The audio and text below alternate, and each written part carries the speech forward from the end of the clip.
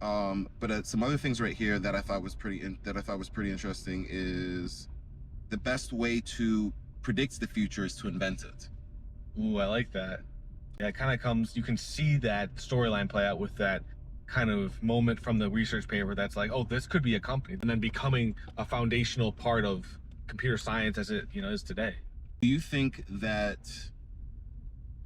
the relational database idea would have taken off regardless, or do you think that the way that we view it is largely in part because of Larry Ellison and the approach that he took to developing it?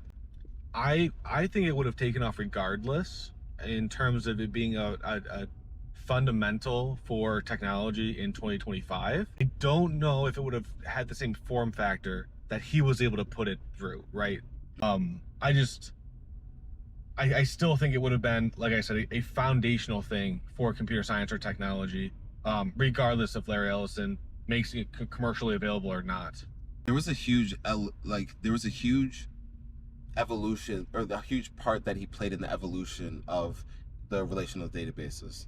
It might have still, I mean, I agree, it was just too good of an innovation to not bring it. Somebody would have brought it. I mean, maybe eventually it is, but relational databases, almost everything, every commercial transaction and political and all this stuff is through some type of relational database. Yeah, so, but inventing it, it's like, okay, that I think makes sense. It's like you can imprint your leave your mark on the world by diving into these technologies, and it really does help with the predicting of them. Another thing he said here is like, I'm not worried about my legacy, I'm worried about building the future.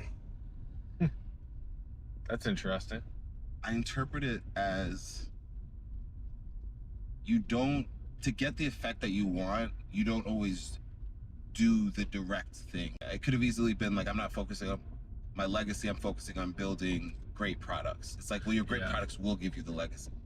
Yeah, and then he says, your work is going to fill the large part of your life, and the only way to be truly satisfied is to do great work, and the only way to do great work is to love what you do. I hear that from a lot of founders, to be honest. And another quote he said around that is, if you want to do great work, then you have to obsess about the details.